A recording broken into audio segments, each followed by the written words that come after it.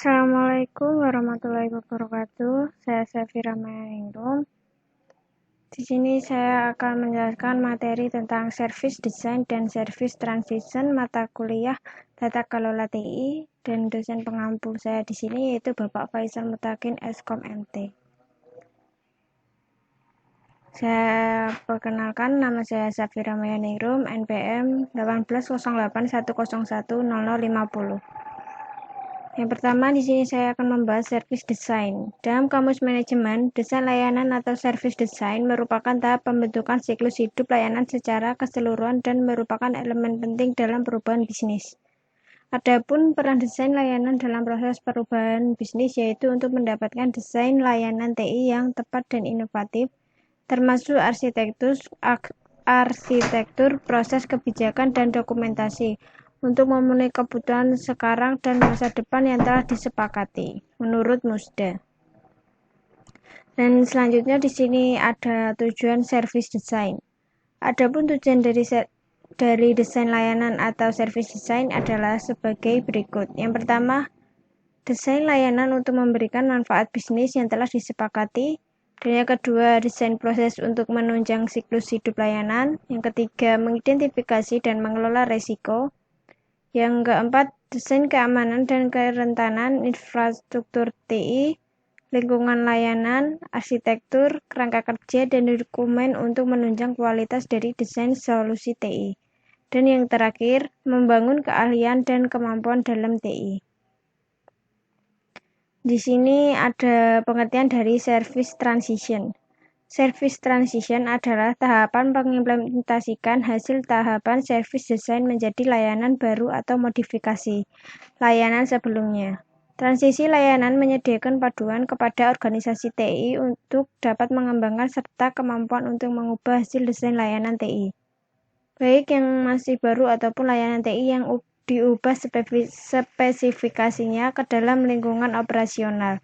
Tahapan life cycle ini memberikan gambaran bagaimana sebuah kebutuhan yang didefinisikan dalam strategi layanan kemudian dibentuk dalam desain layanan untuk melanjutkan secara efektif direalisasikan dalam operasi layanan, menurut Musda. Tujuan dari service transition yaitu memastikan layanan baru atau termodifikasi atau retired service benar-benar memenuhi harapan bisnis seperti telah terdokumentasi dalam service strategi dan service design.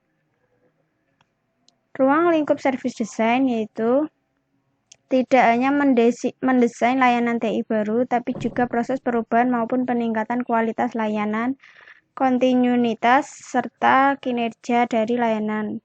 Berikut prosesnya. Yang pertama, service catalog management. Yang kedua, service level management. Yang ketiga, supplier management. Yang keempat, capacity management. Yang kelima, available management. Yang keenam, IT service continue management. Dan yang terakhir, information security management. Di sini ada proses-proses dalam service transition. Change management. Titik 2. Proses utama dalam service transition yang bertugas memastikan perubahan-perubahan TI telah tercatat, terevaluasi, terautorisasi, dan terimplementasi ke lingkungan kerja yang sebenarnya dengan penuh kontrol. Proses-proses dalam service transition.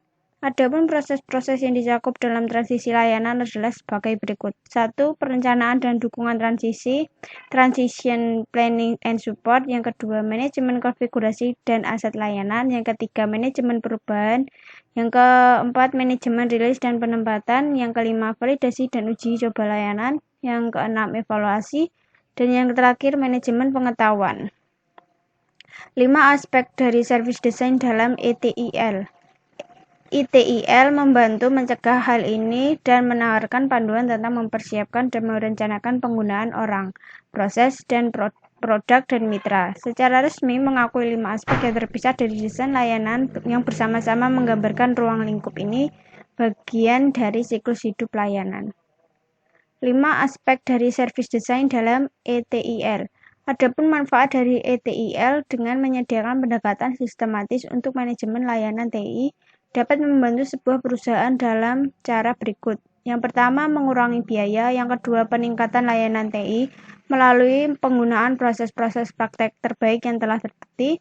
Yang ketiga, meningkatkan kepuasan pelanggan melalui pendekatan yang lebih profesional untuk pelayanan standar dan pedoman peningkat produktivitas. Yang keempat, meningkatkan penggunaan keterampilan dan pengalaman. Yang terakhir, ETIL, Information Technology Infrastructure Library. Sekian penjelasan dari materi kali ini.